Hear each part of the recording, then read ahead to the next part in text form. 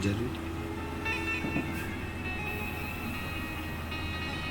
देखिए, जब ज्यादा घर में पितृदोष हो ना, ऐसा लगे कि पितृदोष बहुत ज्यादा है, 1 रुपये कमा रहे हैं, 1.25 रुपये खर्च हो रहा है, हाथ में पैसा नहीं टिक रहा, दुकान 4 दिन अच्छी चल रही है, फिर व्यापार डाउन हो जाता है, कोई पैसा लेकर भाग गया, नहीं दे रहा, कहीं कर्जा मात्रा बढ़ गई है, ये पितृदोष के लक्षण है कुछ। इसमें आपके घर में जो भी रुद्राक्ष पड़ा हो, जो भी रुद्राक्ष रखा हो, क्योंकि संभाल के तो आप रखते नहीं, पटक देते हो यहां पर, जो भी रुद्राक्ष आपके घर में रखा हुआ,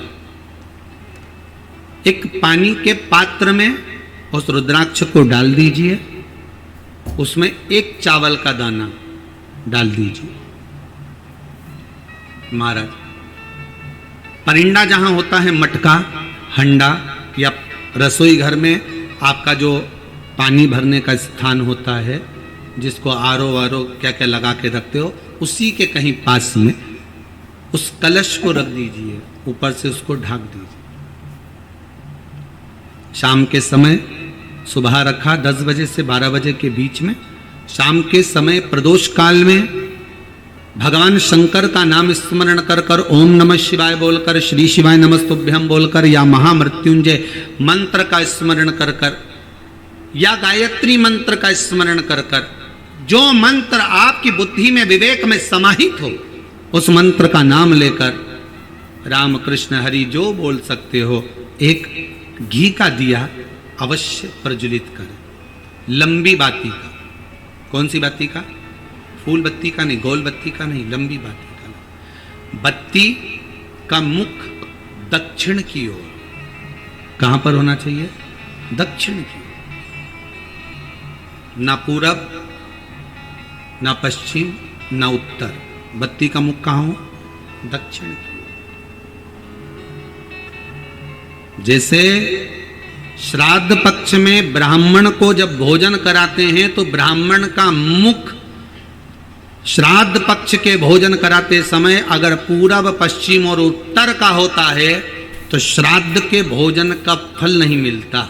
उसका मुख दक्षिण का होता है तो हमारे घर के जितने भी पितर उस तिथि में गए होते हैं सबको उसका भाग मिल जाता है और पितृदोष समाप्त हो जाता है। इसलिए ब्राह्मण का मुख श्राद्ध पक्ष में भोजन कराते समय दक्षिण का होना चाहिए।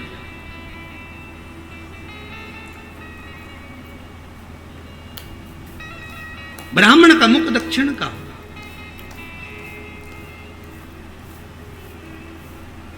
यहां तक शास्त्र कहता है महाराज, अगर गौ माता को श्राद्ध पक्ष में अगर भोजन दे रहे हो तो गाय का मुख अगर दक्षिण का है, गाय का, आपका मुख भले उत्तर का हो, गाय का मुख दक्षिण का हो, आपका मुख भले पूरा पश्चिम कहीं का, गाय का मुख अगर दक्षिण में है, अगर आपने दक्षिण में गाय को खड़ी कर रखा है और दक्षिण में उसका मुख और आप भोजन दे रहे हो तो शास्त्र कहता है कि किसी पिंड की जरूरत नहीं पड़ती, गाय स्वतः कल्याण कर देती है, गौ माता स्वतः कल्याण।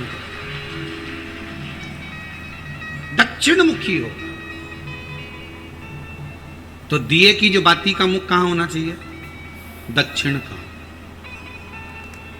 और दक्षिण का मुख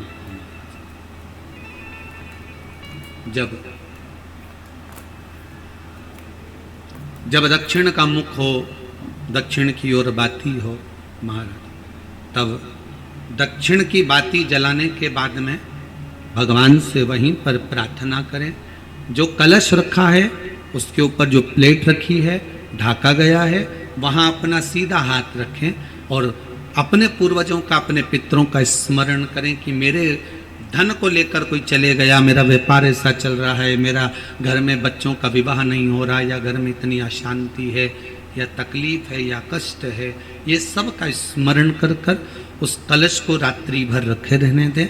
सुबह स्नान आदि करने के बाद फिर एक घी का दिया दक्षिण की ओर लगाकर सुबह 10 बजे से 12 बजे के बीच में उस जल को शिव जी को समर्पित कर कर जाएं और वो रुद्राक्ष लेकर वापिस सजाएं। महाराज वापिस सजाएं, उस रुद्राक्ष को अपने घर में रख दीजिए।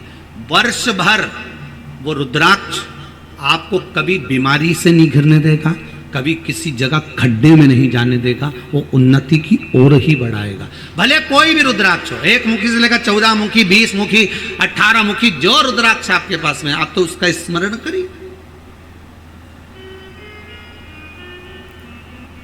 आप उसका स्मरण करें।